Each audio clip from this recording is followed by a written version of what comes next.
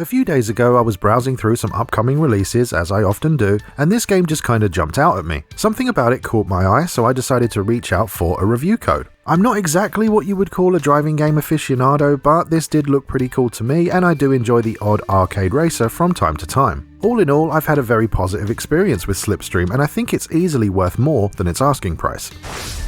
So what is Slipstream? Well, it's an arcade-style racing game that takes inspiration from the classics such as Outrun and other racing games from the late 80s and early 90s. Believe it or not, this game was created and developed by a single person, and it's actually been around since 2018, but only on PC. At the time of recording, it's sitting at a 90% very positive rating on Steam with over 650 reviews. The game runs on a custom engine which was built and created by the game's only developer. This engine allows for the visuals to be presented in an almost 2.5D style which mimics older, similar games, but uses modern techniques and systems to bring it right up to date. It features 20 tracks, each with their own theme, landmarks, and personality, 5 different cars, each with their own stats and handling, local multiplayer for up to 4 players, and 6 complete game modes. The game modes are Grand Tour, Cannonball, Grand Prix, Single Race, Time Trial, and Battle Royale. The Grand Tour plays like a road trip that showcases the game's various locales. It's got branching paths which seamlessly transition from each track to the next, and includes rival drivers to race against.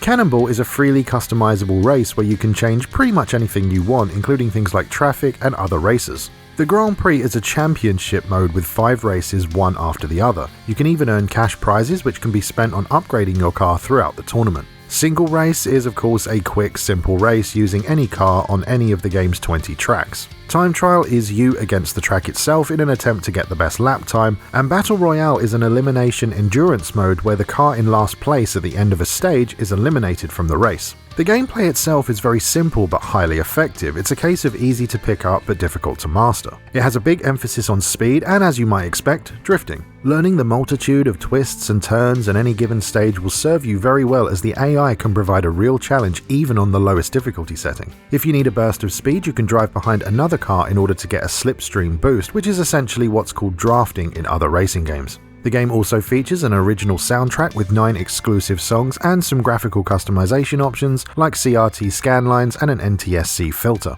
Lastly, if you happen to make a mistake and crash during a race, you can hold down a button to rewind up to 5 seconds of game time in order to give you a second chance, but the ability will then enter a short cooldown.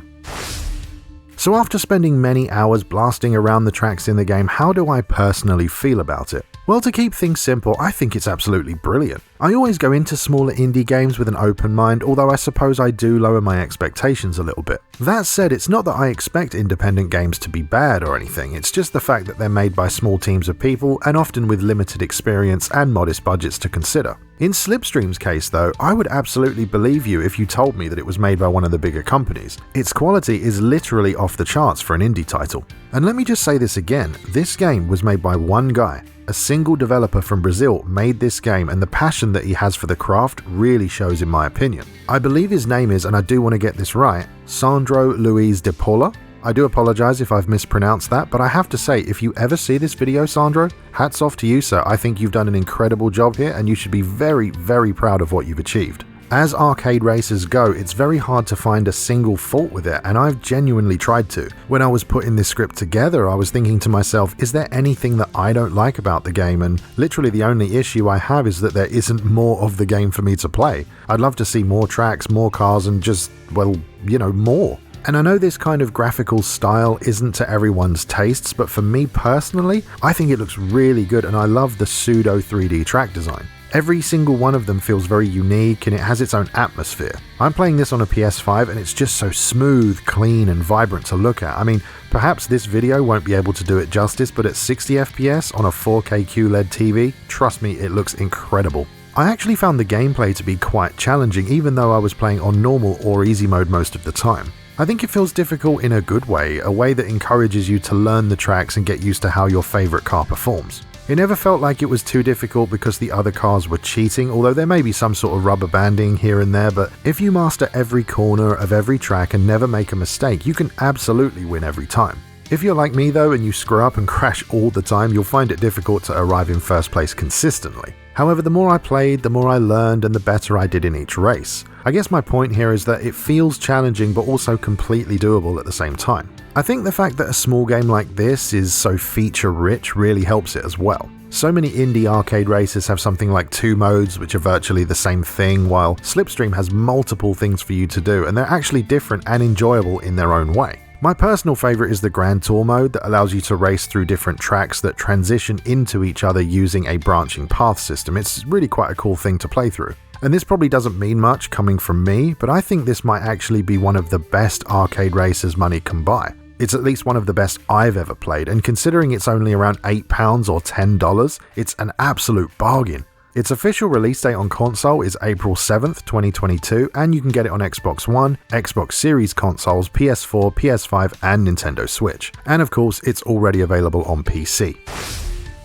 In my opinion, Slipstream is one of the best modernizations of a retro genre that I've personally ever played. I think it succeeds in virtually every aspect, from its colourful visuals, to its many game modes, to its retro style, to most importantly its sense of speed and how it feels to play. Ultimately, I think Slipstream should be an instant buy for lovers of arcade racing. I do wish it had a physical copy available, but the asking price is so low that a digital download isn't too much of a problem. I genuinely love this game, and it's been really hard to put down. I've had such a great time with it so far. It's not got a huge budget behind it, and it's basically had zero marketing, but after playing it, I believe its quality speaks for itself. Hopefully some of you racing fans out there will decide to give the game a try, and if you do, I don't think you'll be disappointed.